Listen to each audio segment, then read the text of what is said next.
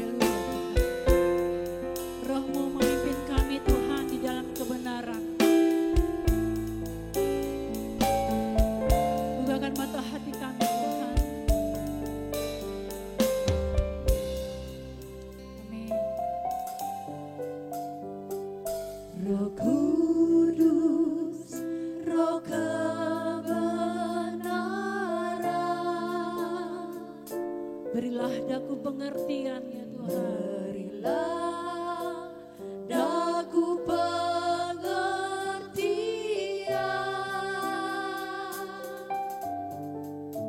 supaya ku pahami kebenaran-Mu dan ku tetap hidup di dalamnya.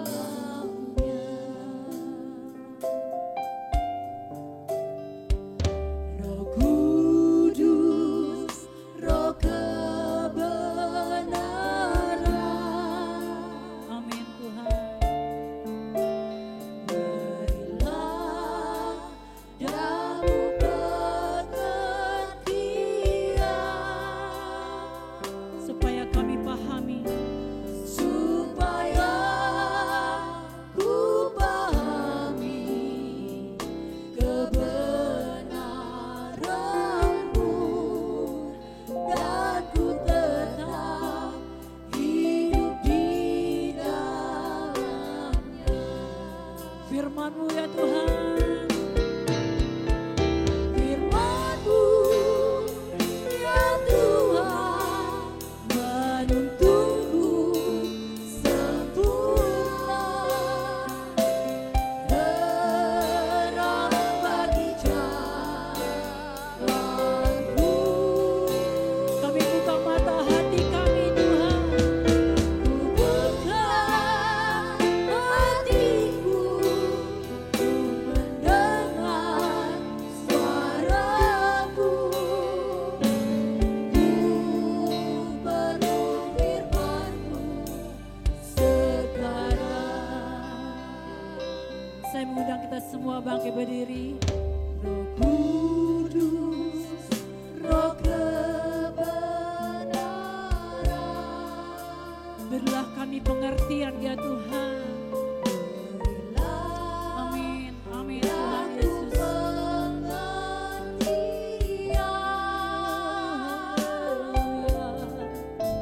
supaya ku pahami kebenaran-Mu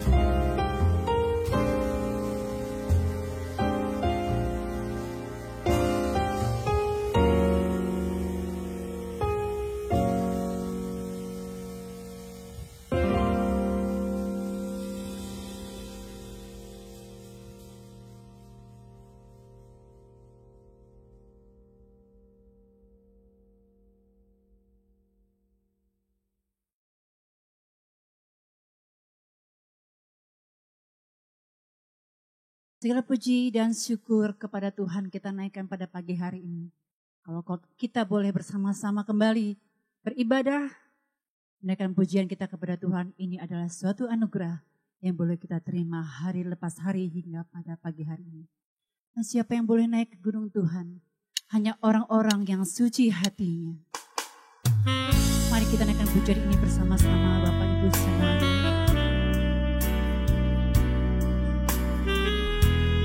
Naikkan pujian dan sembah kita kepada Allah kita yang hidup.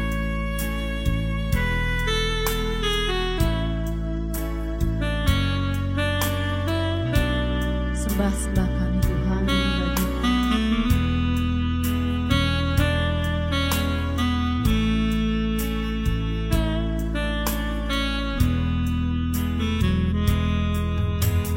Siapa boleh naik ke gunung Tuhan?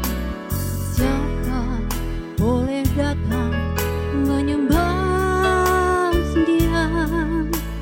Hanya orang-orang yang suci hatinya, yang rindu menyembah Dia. mari bersama katakan. Siapa boleh naik ke gunung Tuhan? Siapa boleh datang menyembah Dia? Hanya orang-orang yang suci hatinya, yang rindu menyembah Dia. Sembah-sembah Yesus, sembah Yesus, sembah Yesus. Ku sembah kekudusan nama-Mu.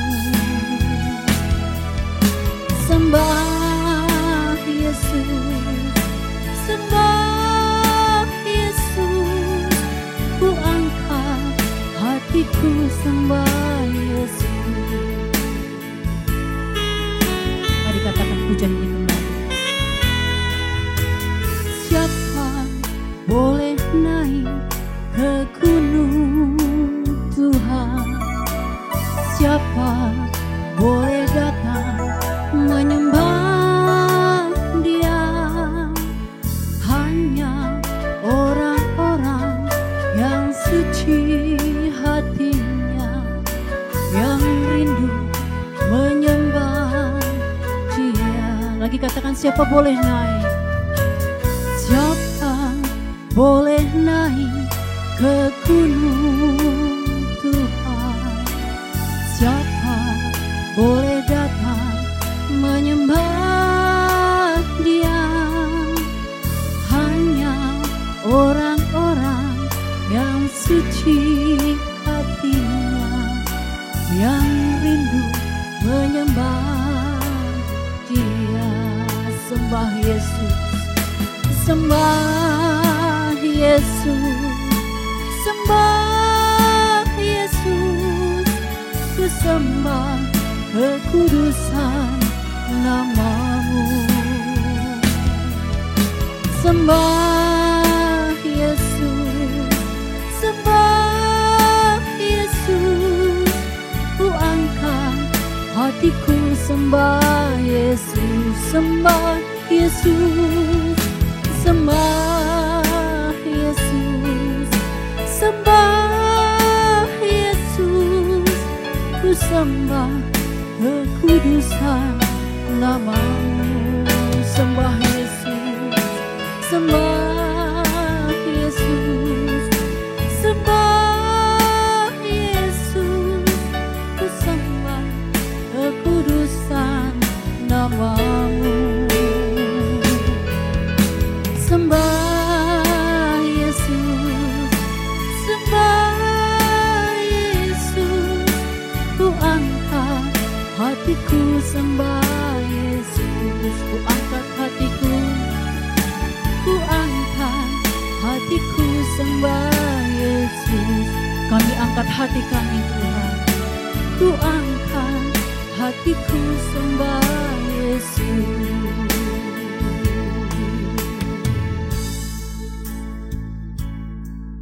Sembah-sembah kami, haleluya. Sembah kami,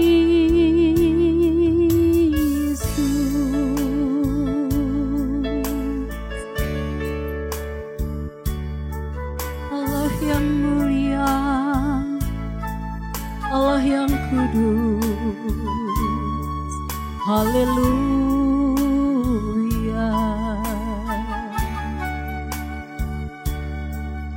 Terima kasih Tuhan. Ini pujian sembah kami bagimu pada pagi hari ini ya Bapa. Mari Tuhan Engkau menguduskan kami ya Tuhan Yesus. Karena Engkau kudus, ampuni kami Tuhan, supaya kami layak dan berkenan di hadapan-Mu setiap saat ya Bapa. Terima kasih Tuhan Yesus, mengurapi kami semua Tuhan yang pada pagi hari ini. Kami menyerahkan ibadah kami Tuhan pada pagi hari ini ke dalam tangan-Mu. Berkati setiap umat-Mu ya Bapa, mengurapi hamba-Mu yang akan menyampaikan firman-Mu. Terpuji-pujilah namamu Tuhan, sekarang sampai selama-lamanya. Di dalam nama Tuhan Yesus kami sudah berdoa dan mengucap syukur. Haleluya. Amin. Shalom Bapak Ibu. Sukacita kita boleh bersama kembali pada pagi hari ini. Menikmati karunia Tuhan yang kita boleh rasakan hari lepas hari hingga pada saat pagi hari ini.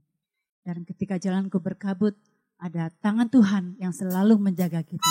Setiap saat, makan pujian ini bersama-sama dengan penuh sukacita. Haleluya.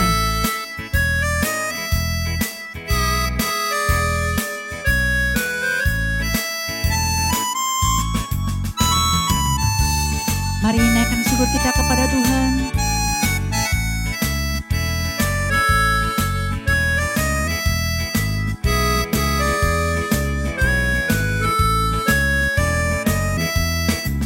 Ketika jalanku berkabut, tak tahu apa hari esok, ku tanya Tuhan, seolah membisu.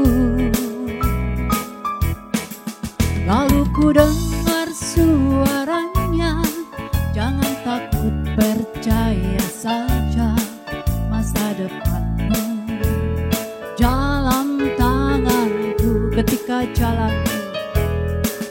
Ketika jalanku berkabut, tak tahu apa hari esok, ku tanya Tuhan, seolah membisu. Lalu ku dengar suaranya, jangan takut, percaya saja, masa depanmu dalam tanganku. Penjagaan Tuhan, penjagaan Tuhan, perlindungan Tuhan, pembelaan Tuhan tak berkesudahan. Kasih setia Tuhan, kasih setia Tuhan, kasih setia Tuhan selamanya. Kasihnya sungguh sempurna, lebih luas dari samudra. Dia selalu pedulikan umatnya sampai di seberang langit biru. Ketika jalanku berkabut, ada tangan Tuhan yang menjaga kita di setiap langkah hidup kita. Amin. Bersama naikkan pujian yang kembali. Ketika jalanku berkabut, tak tahu apa hari esok, ku tanya Tuhan, seolah membisu. Lalu ku dengar suaranya, jangan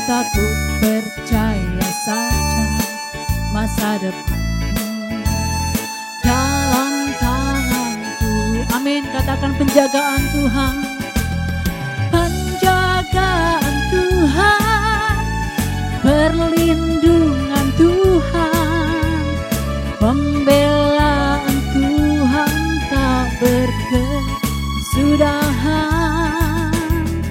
Kasih setia Tuhan, kasih setia Tuhan, kasih setia Tuhan selamanya.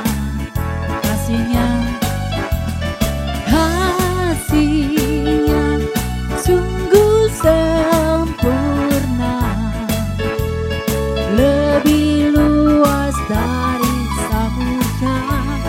Oh, oh, Dia selalu pedulikan umatnya sampai di seberang langit biru, sampai di seberang, sampai di seberang langit biru, sampai di seberang langit biru. Amin. Penjagaan Tuhan sampai di seberang langit biru. Tuhanku Yesus yang termulia, kita naikkan pujian ini. Ya Tuhan yang kita cintai. Amin. Bersama-sama bertepuk tangan memuliakan nama Tuhan Bapak Ibu sekalian.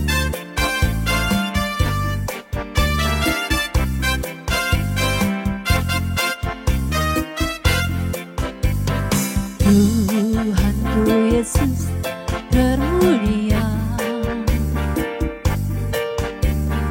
Tuhanku Yesus yang tercinta. Tiada Allah, tiada Allah yang sepertimu. Engkau bintang di atas segala bintang. Segenap hati kau ku puja, segenap hati, segenap hati kau ku sembah. Jiwa bersuka memujimu.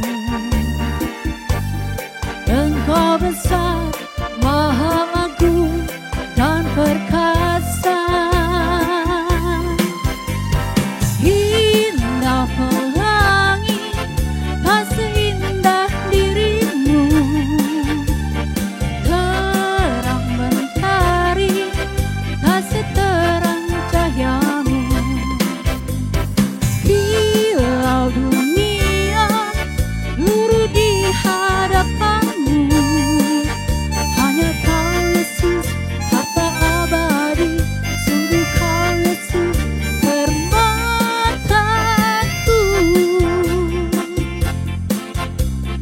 Amin. Mari katakan lagi bersama-sama. Tuhanku Yesus yang termulia. Haleluya. Tuhanku Yesus termulia, Tuhanku Yesus yang tercinta. Tiada Allah yang sepertimu. Engkau bintang di atas segala bintang. Amin. Segenap hati kau ku puja, segenap hati kau ku sembah. Jiwa kami bersuka Tuhan, jiwa bersuka memujimu. Engkau besar, maha agung dan perkasa. Indah pelangi, tak seindah dirimu. Terang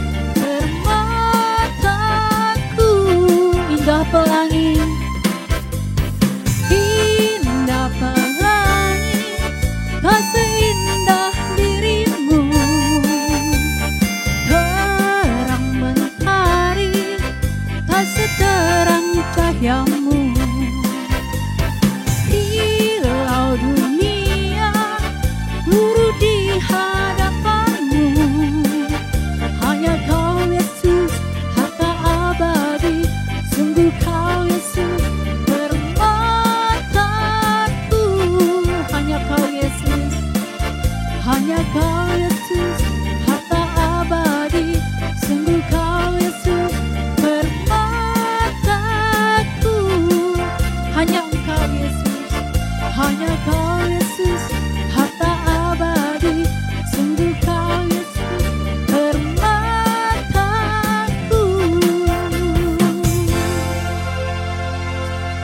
Amin. Sungguh hanya Yesus permata hidup kita. Kita menantikan hari-harinya Tuhan dalam hidup kita. Kita mau siapkan hati dan pikiran kita pada pagi hari ini. Menyambut kebenaran firman.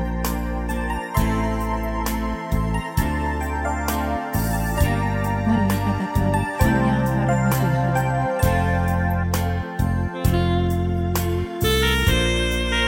Amin Yesus.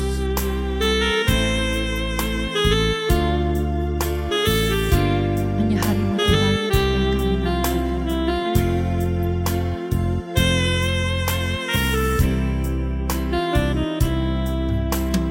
Hanya harimu Tuhan, hanya harimu Tuhan,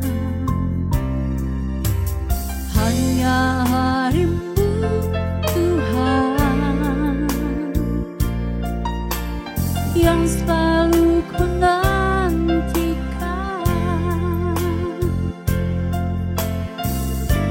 Semua harapan kami, semua harapanku, ku taruh kepadamu. Besar sukacitaku, besar sukacitaku,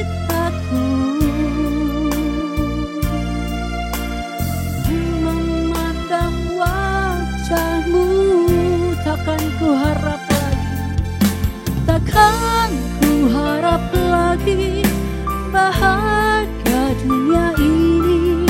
Semua hanya semu belaka. Tuhan dan kerajaan-Mu itu segenap hidupku sekarang dan selamanya.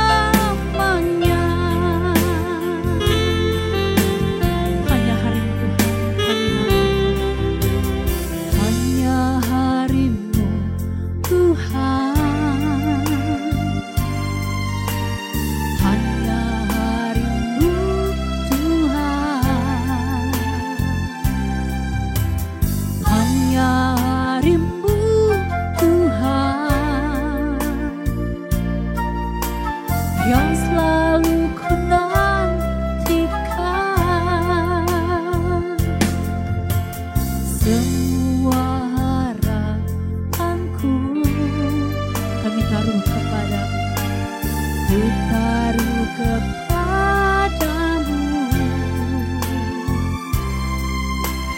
Besar sukacitaku untuk memandang wajah-Mu. Takkan ku harap lagi bahagia dunia ini. Semua hanya semu belaka. Tuhan dan kerajaan-Mu itu segenap hidupku sekarang dan selamanya. Takkan ku harap lagi, takkan ku harap lagi bahagia dunia ini. Semua hanya semu belaka. Tuhan dan kerajaan-Mu itu segenap hidupku sekarang dan selamanya. Sekarang dan selamanya, sekarang dan selamanya, sekarang dan selamanya, sekarang dan selamanya.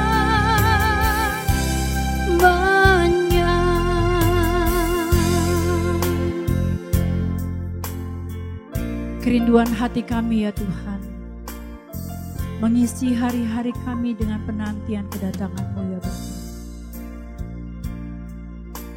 Biarlah hidup kami semakin hari semakin berkenan di hadapan-Mu Tuhan.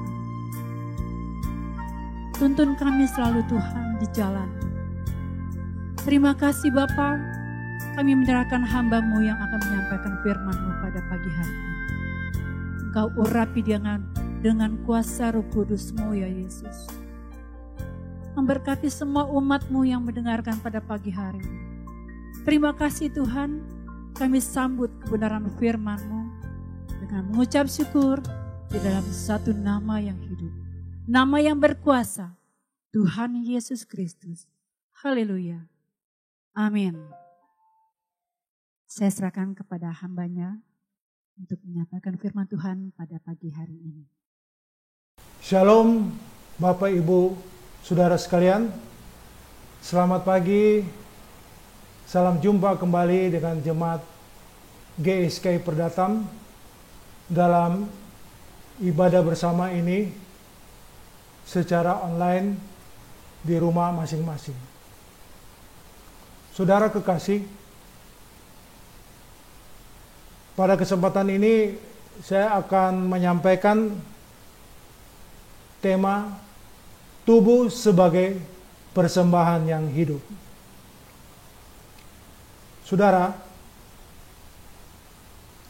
jadi tema saya ulangi lagi, tubuh sebagai persembahan. Kita tentu ingat bersama di mana manusia pertama, Adam dan Hawa itu diciptakan tentu dengan rancangan kodrat ilahi. Nah, itu kita ketahui di dalam kitab Kejadian ayat 1, kitab Kejadian 1 ayat 26, di mana di situ ditulis menurut gambar atau selem dan rupa kita, rupa Bapa dan anak Allah. Rupa di sini adalah demut, berkualitas. Tapi kenyataannya Adam dan Hawa kan jatuh ke dalam dosa dengan memakan buah yang terlarang. Disitulah awal daripada manusia berkodrat dosa. Sehingga akhirnya Bapak sendiri berjuang bagaimana supaya manusia itu bisa kembali kepada kodrat ilahi, dari kodrat dosa menjadi kodrat ilahi. Jadi rancangan-rancangan yang dibuat Bapa di sorga itu, bagaimana dengan respon manusia nantinya yang sudah jatuh dalam dosa itu bisa menjadi kodrat ilahi. Saudara kekasih, pada mulanya tubuh, pikiran dan roh dari manusia Adam dan Hawa ini masih serupa dengan kodrat ilahi. Jadi akibat daripada pelanggarannya itu menjadi latar belakang bagaimana kembali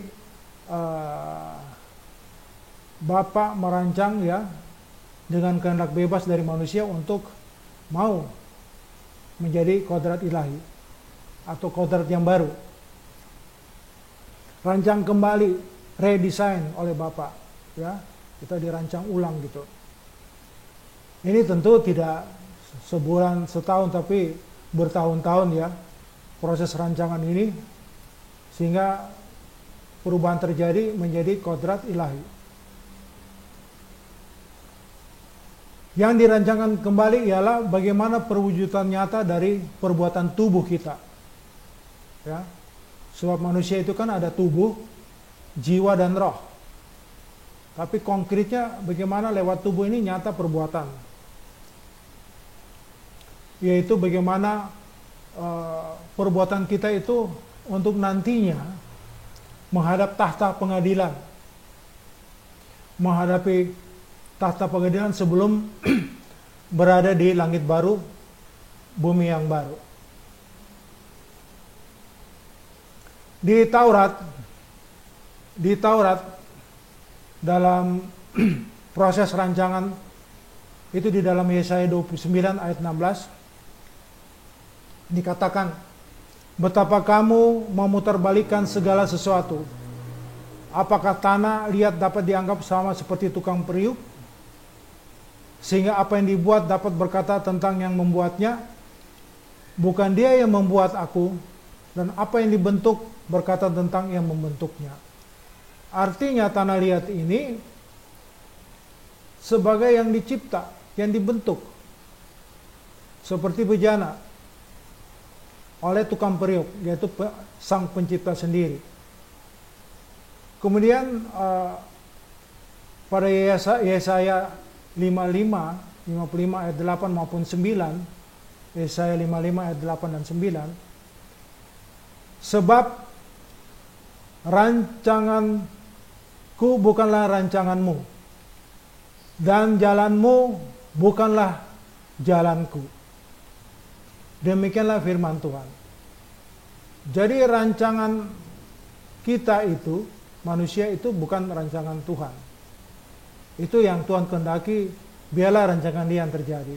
Kemudian pada Yesaya 55 ayat 9, seperti tingginya langit dari bumi, demikianlah tingginya jalanku dan dari jalanmu, dan rancanganku dari rancanganmu.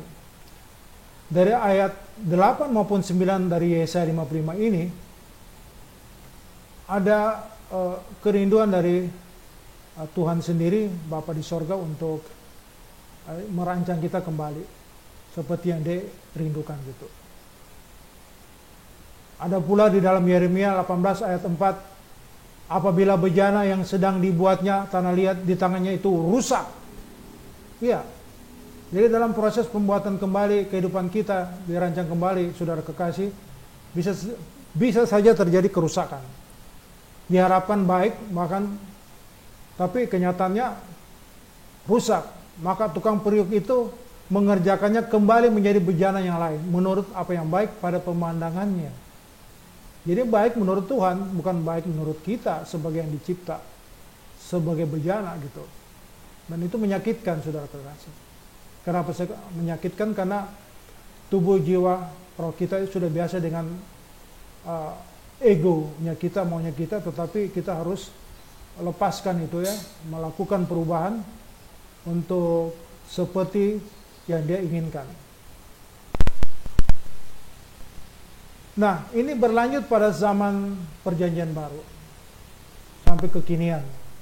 Di zamannya Yesus ya hidup, itu yang menjadi hukum, bukan hukum Taurat tetapi Allah sendiri, dengan bagaimana gaya hidup Yesus ya. Gaya hidup Yesus itu kita buktikan dalam kehidupan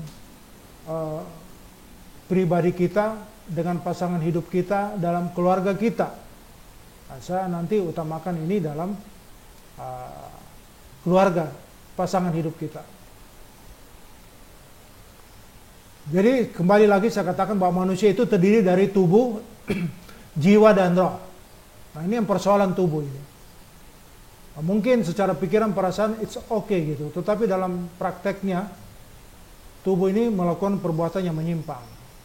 Jadi bukan iman yang nanti di LB3, tetapi perbuatan kita itu yang dijadikan ukuran ya, di LB3 atau tidak.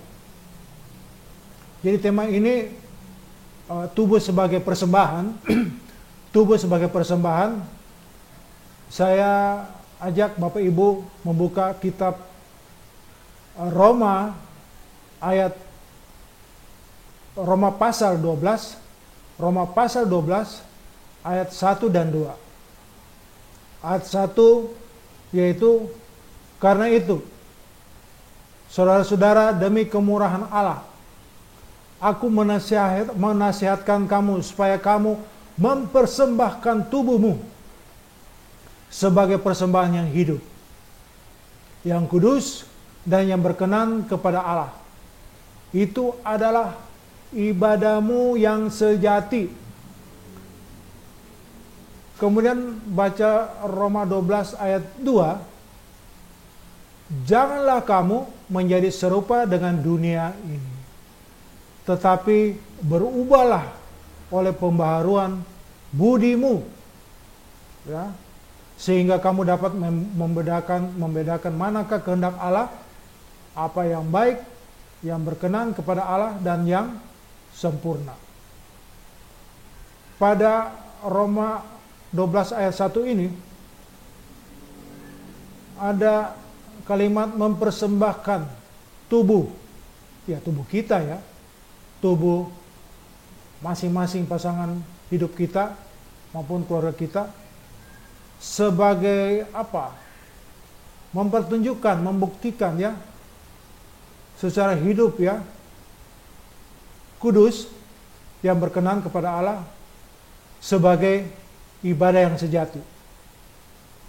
Ini penting saudara kekasih, karena kita tahu bahwa tubuh kita kan adalah bait Allah.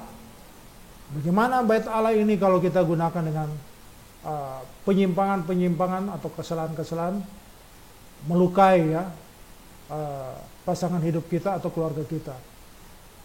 Itu kalau secara nyata, tetapi dalam kehidupan yang spesial tentu bukan standar kewajaran yang diminta di dalam hidup kita, tetapi kewajaran plus. Betul-betul perbuatan-perbuatan itu secara pasti perasaan pikiran kita tuh sesuai dengan perasaan pikiran Tuhan. Kemudian di ayat 2, janganlah kamu menjadi serupa dengan dunia ini, tetapi berubahlah oleh pembaharuan budimu. Perilaku kita, ya, harus diubah dari kodrat yang lama dosa itu ya, saudara kekasih. Sehingga kita memang benar-benar dapat membedakan manakah kehendak Allah, apa yang baik, yang berkenan kepada Allah, dan yang sempurna. Jadi pembaharuan budi ini diwujudkan dalam perbuatan oleh tubuh kita. Ya, macam-macam ya tubuh kita ya. Apakah itu mata, ya, tangan, kaki kita, langkah kita, ucapan kita gitu. Jadi tubuh sebagai persembahan, itu persembahan kita tunjukkan. Pembuktian kepada pasangan hidup kita, kepada keluarga kita, sehingga monster perilaku lama itu dalam kegiatan ya perilaku lama kita itu benar-benar monster kita bisa habiskan gitu ya, matikan gitu. Nah, monster inilah yang menjadi ciri kelemahan ya manusia lama, baik pasangan kita maupun kita sendiri gitu. Saudara kekasih, permasalahan orang percaya yang pertama bisa saya sampaikan di sini, janganlah kamu merupakan pasangan yang tidak seimbang. Itu nyata ya, di dalam Korintus 6 ayat 14. Ya, pasangan yang tidak seimbang dengan orang yang tak percaya sebuah persamaan, apakah terdapat antara kebenaran dan kedurhakaan, atau bagaimanakah terang dan dapat bersatu dengan gelap? Jadi jangan pikir jauh-jauh saudara kekasih. Ketidakseimbangan itu bisa terjadi dalam pasangan hidup kita gitu, yang menurut kita itu sudah jodoh ya. Itu kita harus pertanggungjawabkan bagaimana perbuatan tubuh kita itu benar-benar hilang kuasa dosanya, hilang monsternya gitu. Nah, ketidakseimbangan pasangan hidup ini, disinilah mulai masalahnya. Waktu kita mulai membangun rumah tangga kita dalam waktu-waktu lalu sampai sekarang dan seterusnya. Seperti contoh kekerasan dalam rumah tangga, KDRT, itu banyak sekali saudara kekasih. Kemudian contoh bagian tubuh pasangan hidup kita ya, seperti mata, telinga, dan seterusnya, mulut ya, melakukan makan, minum, pakaian, bagaimana kita bisa kendalikan itu, bahkan seks. Saya katakan makanan, minum, pakaian itu boleh-boleh saja, kita nggak selera hari ini dengan makanan pasangan kita bisa ganti selera di restoran atau warung. Tetapi kalau bicara seks, ini tidak ada kompromi. Itu terus pasangan kita sampai selama-lamanya. Beda dengan makan minum pakaian, ya. Jadi inilah keintiman, terjaganya kekudusan di dalam kegiatan tubuh kita, ya. Seks itu menjadi kunci yang terdalam bagaimana perbuatan tubuh kita itu benar-benar dipertanggungjawabkan terhadap pasangan kita dan diketahui oleh Tuhan sendiri lewat Roh-Nya yang kudus. Kemudian pada contoh Lukas 11 ayat 34, matamu adalah pelita tubuhmu. Jika matamu baik, teranglah seluruh tubuhmu. Tetapi jika matamu jahat, gelaplah tubuhmu. Jadi mata ini, bagaimana bagian dari tubuh ini bisa dimanfaatkan benar-benar untuk kepentingan pertumbuhan rohani kita, untuk perbaikan perilaku kita, saudara kekasih. Jadi jangan sampai terjerat dengan faktor-faktor lingkungan, karena mata ini memang untuk melihat, ya. Kemudian berikutnya adalah permasalahan yang ketiga, saya lihat di sini adalah di dalam 1 Korintus 6 ayat 15. Tidak tahukah kamu bahwa tubuhmu adalah anggota Kristus? Akan kuambilkah anggota Kristus untuk menyerahkannya kepada percabulan? Sekali-kali tidak. Iya, enak tulisannya ini. Tetapi faktanya, dengan kehendak bebas yang ada dalam setiap manusia, memang tata laksana kehidupan dari Bapa di sorga seperti itu, ada kehendak bebas, sehingga tubuh ini bisa melakukan sesuai atau menyimpang gitu. Jadi jangan kita menyerahkan, ya, tubuh kita kepada percabulan secara jasmani maupun secara rohani, ya. Jadi perlu perubahan atau pertobatan, ya, saudara kekasih, di 1 Korintus 6 ayat 15 ini. Kemudian yang keempat di dalam 1 Tesalonika 5 ayat 23. Semoga Allah damai sejahtera menguduskan kamu seluruhnya, ya, menguduskan kamu seluruhnya, dan semoga roh, jiwa, dan tubuhmu terpelihara sempurna dengan tak bercacat pada kedatangan Yesus Kristus. Jadi seluruhnya, saudara kekasih, tapi topik tema hari ini saya fokus kepada tubuh. Di sini dikatakan tubuhmu terpelihara. Jadi konsistensi kita menjaga tubuh kita dari kodrat dosa itu benar-benar kita harus adakan gradasi, ya, perubahan yang meningkat terus menuju arah sempurna ke kodrat ilahi dengan membuktikan kita pelihara. Jadi tubuhmu pelihara. Jadi anggota-anggota tubuh kita itu harus jaga, ya Tuhan. Kita harus jaga di hadapan Tuhan dan di hadapan pasangan kita maupun keluarga. Jadi bertobatlah, saudara kekasih. Yang kelima, secara lingkungan, ya. Banyak sekali kita dengar berita bagaimana suami menganiaya istri karena emosi, ya. Jadi butuh pengendalian diri dengan monstermu, monster kita, monster saya, ya, untuk dihilangkan gitu. Ini biasanya karena faktor ekonomi, ya. Kemudian yang keenam, bagaimana faktor lingkungan juga karena menonton televisi atau sosial media itu menimbulkan potensi-potensi untuk melakukan tindak kekerasan kepada pasangan hidup kita. Jadi biarlah dengan lingkungan yang ada di luar keluarga, ya, atau kita juga nonton media sosial itu yang merupakan potensi, ya, sangat berpotensi untuk terjadinya penyimpangan kita baik di rohani maupun kegiatan jasmani kita pada perlakuan tubuh kita tidak sesuai dengan rancangan Tuhan atau kehendak Tuhan. Saudara kekasih, saya ingat kepada satu lagu di mana ku mau sepertimu Yesus, disempurnakan selalu dalam segenap jalanku, memuliakan namamu.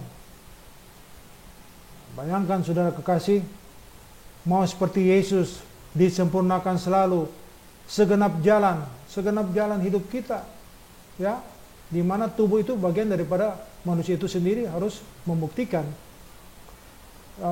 dalam bentuk persembahan hidup berkenan kepada Tuhan dan juga kepada pasangan hidup kita.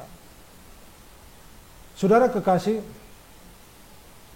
dalam kondisi nyata, saudara, perbuatan tubuh, di mana tubuh ini adalah bait Allah, di mana kehendak Allah kita konkretkan dengan perbuatan dalam satu tubuh kita yang merupakan bait Allah, atau tubuh kemuliaan terdiri dari beberapa bagian seperti mata, telinga, mulut, dan kaki, dan seterusnya. Ini benar-benar menjadi tubuh kemuliaan, ya, tubuh kemuliaan di hadapan pasangan kita maupun tentunya di hadapan Bapa di sorga. Saudara kekasih, kemudian hal-hal lain seperti kekhawatiran, ya, kekhawatiran, ya tadi masalah ekonomi, ya, masalah medsos, kurangnya input, ya, masukan dari firman Tuhan yang ada di dalam Matius 6 ayat 30. Matius 6 ayat 30, hal kekhawatiran tidaklah ia akan terlebih lagi mendandani mengubah kamu, hai orang yang kurang percaya. Jadi memang kerinduan Bapa di sorga ingin terus, ya, mengubah kita. Dia dandan, ya, lewat maintenance, ya, pelihara, kita harus pelihara tubuh kita dalam perbuatan nyata gitu. Jadi tidak semata iman di pikiran, perasaan, tetapi dalam batin, tetapi konkret. Iman tanpa perbuatan mati. Jadi harus menyatu, ya, dalam bentuk nyata perbuatan. Kemudian di ayat 33 dari Matius 6 itu sendiri, carilah dahulu kerajaan Allah.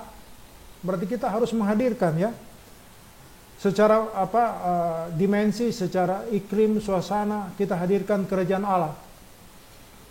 Menghadirkan kerajaan Allah dalam kehidupan keluarga, pasangan hidup kita, sehingga dapat mendukung, ya, proses rancangan perubahan dari kodrat manusia lama menjadi baru, ya, yang berkualitas serupa, berkualitas seperti yang tadi ada dalam rancangan Bapa di sorga pada awal pernyataan saya tentang hidup yang berkualitas serupa.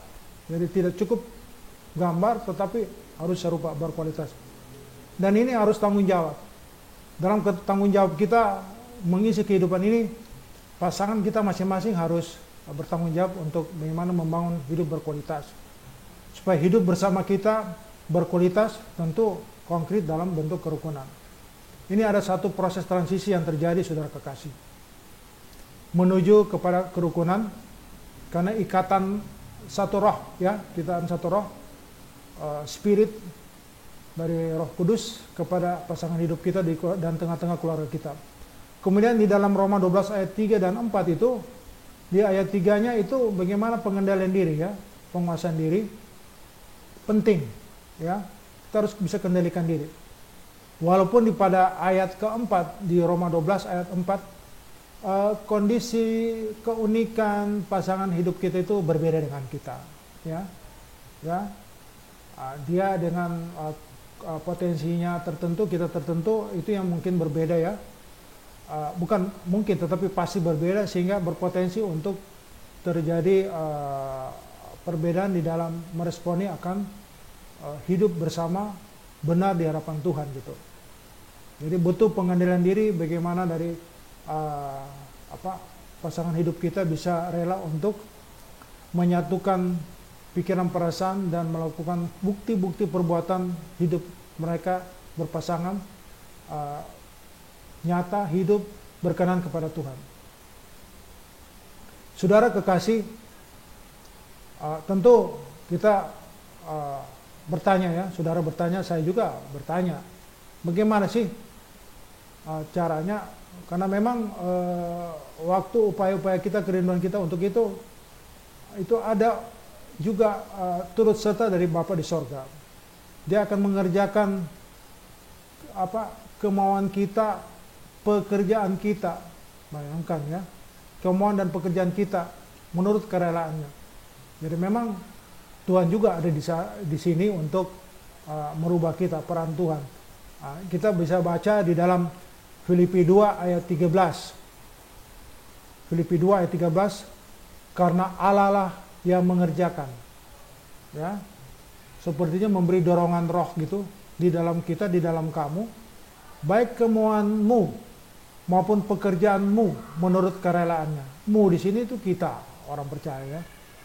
Jadi kemauan-kemauan kita, pekerjaan-pekerjaan kita harusnya konfirmasi terus kepada Bapa di sorga lewat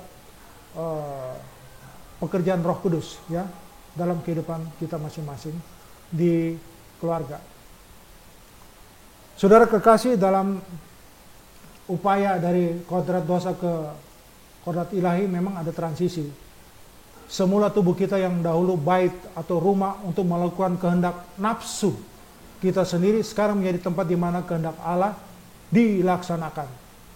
Ya, dulu karena kita selalu karena nafsu kita sendiri melakukan dalam tubuh kita, sekarang menjadi tempat untuk melaksanakan kehendak Allah.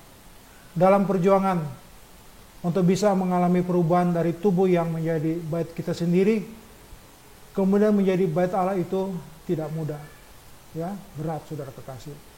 Kemudian dalam perubahan-perubahan ini memang mesti ada komunikasi ya dengan Roh Kudus, sehingga kita seirama dengan Roh Kudus. Pasti hidup kita tidak dalam daging. Orang yang hidup menurut daging berarti tidak hidup dalam pimpinan Roh Kudus. Tidak hidup dalam pimpinan Roh Kudus.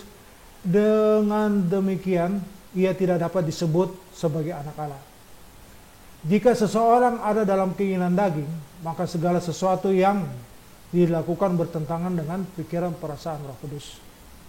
Jadi kita jauhi step by step dalam transisi ini untuk seiring dengan Roh Kudus menjauhi hidup karena daging. Kemudian transisi berikutnya adalah yaitu bagaimana perjuangan untuk mengalami perubahan ini. Perjuangan satu-satunya harus kita miliki dalam hidup ini. Mengalami perubahan harus menjadi satu-satunya perjuangan untuk hidup kita, untuk kembali kepada rancangan Allah semula. Betapa bahagianya kita yang mau memberi diri untuk dibentuk dan diproses oleh Allah, sehingga dapat menjadi anggota kerajaan Allah. Jadi di awal tadi kita hadirkan kerajaan Allah walaupun di dunia ini lewat persembahan tubuh kita yang hidup berkenan, pembuktiannya kepada pasangan hidup kita dan keluarga kita terlebih dahulu, bahkan lingkungan. Saudara kekasih, dalam pergumulan untuk dapat menjadikan tubuh kita bait Roh Kudus, Roh Kudus pasti membimbing kita agar kita hidup dalam ketaatan. Jadi memang ini ketaatan dibutuhkan untuk bisa ada progres ya, kemajuan lebih baik daripada kehidupan kemarin ya, dari masa lalu.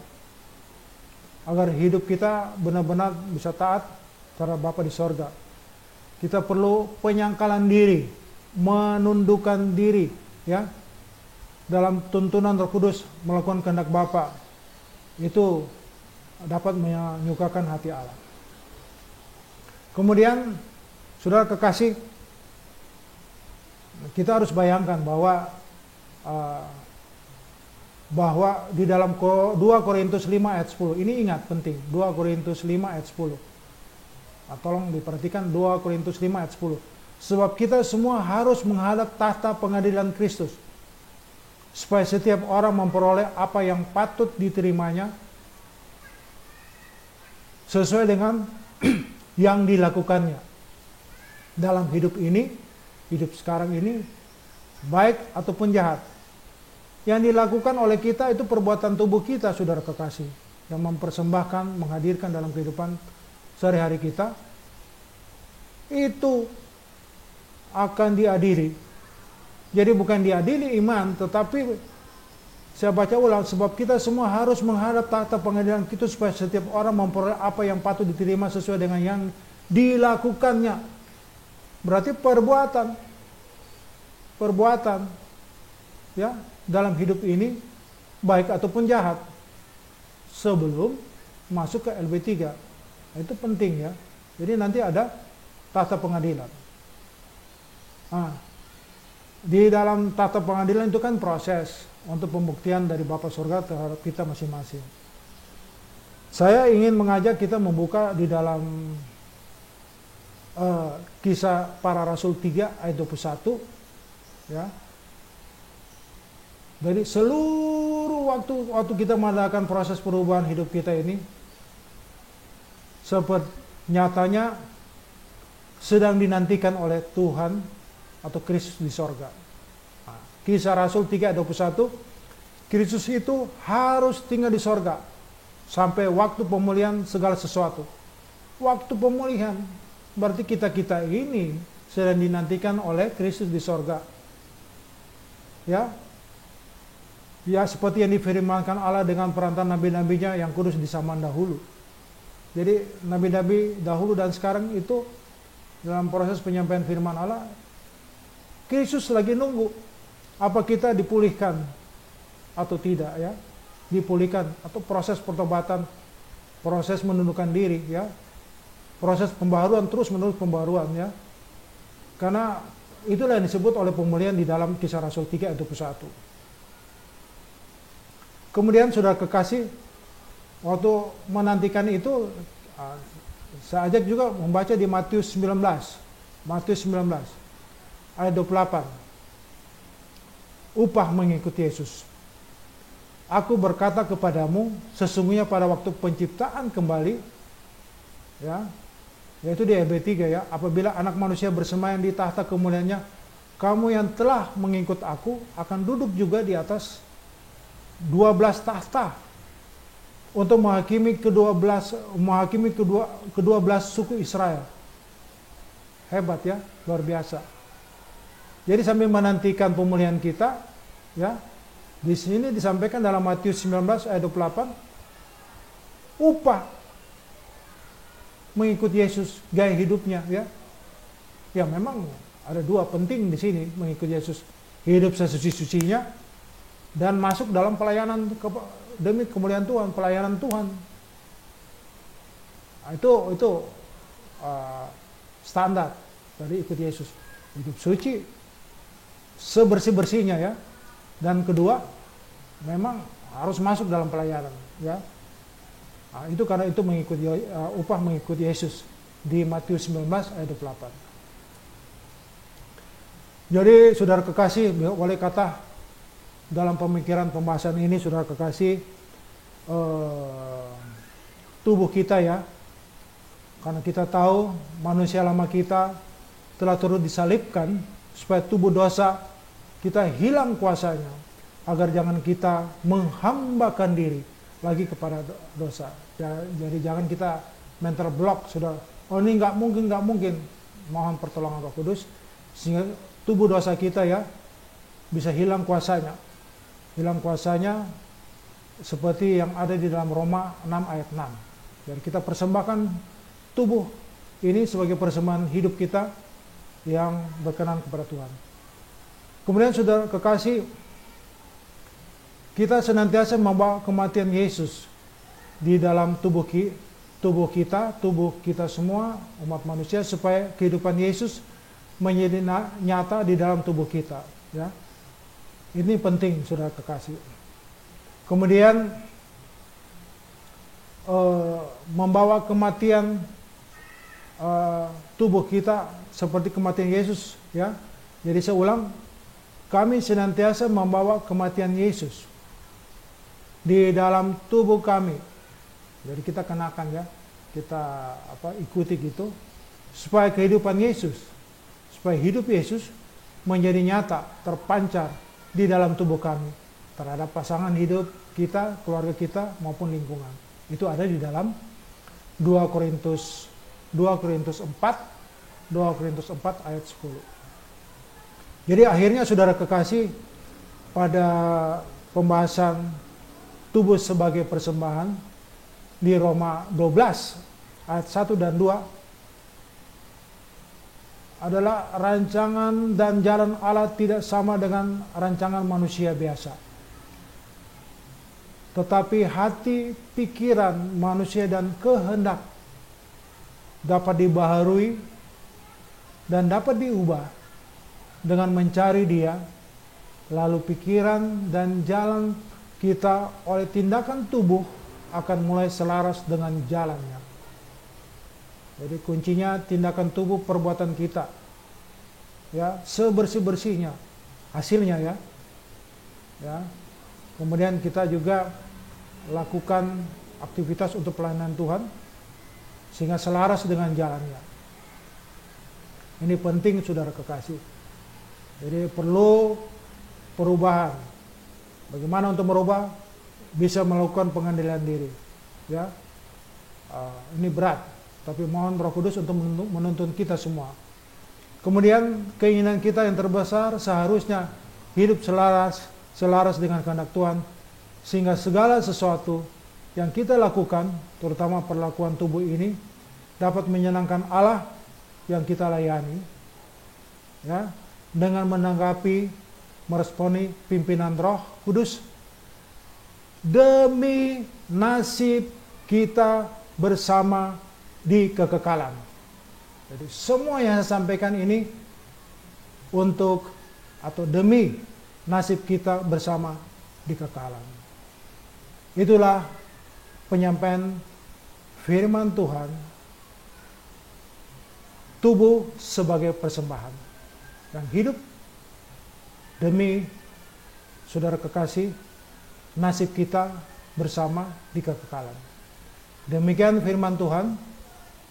Tuhan memberkati kita semua. Saudara kekasih, marilah saya ajak Bapak Ibu mengangkat tangan. Saya akan akhiri penyampaian firman Tuhan ini dengan memberkati saudara sekalian, Bapak Ibu saudara sekalian. Kiranya berkat dari Allah Bapa dengan persekutuan anaknya yaitu Yesus Kristus Tuhan, dengan kuasanya Roh Allah, Roh Kudus, menuntun kita sekalian, dan kita sekalian bersedia untuk menjadikan tubuh kita persembahan yang hidup, yang berkenan, sebagai butuh perbuatan yang hidup nyata, berkenan kepada Engkau saat ini sampai selama-lamanya. Amin.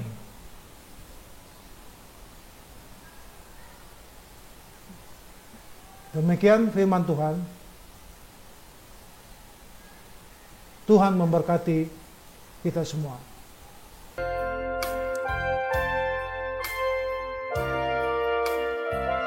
Sebab hanya Engkaulah yang empunya kuasa kerajaan, kemuliaan, biar semua yang hidup, yang telah Kau ciptakan, mengagungkan, memuliakan nama-Mu.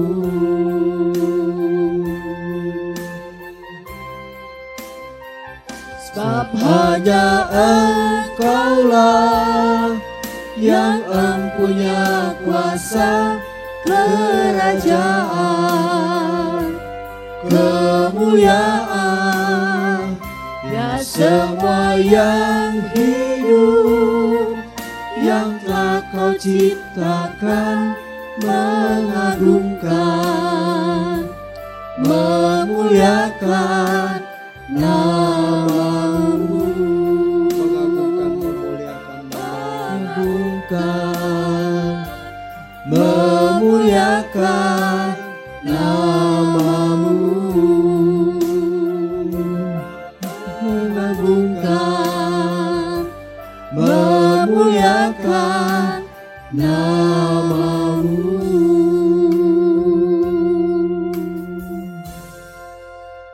Ibadah kita selesai, Tuhan memberkati.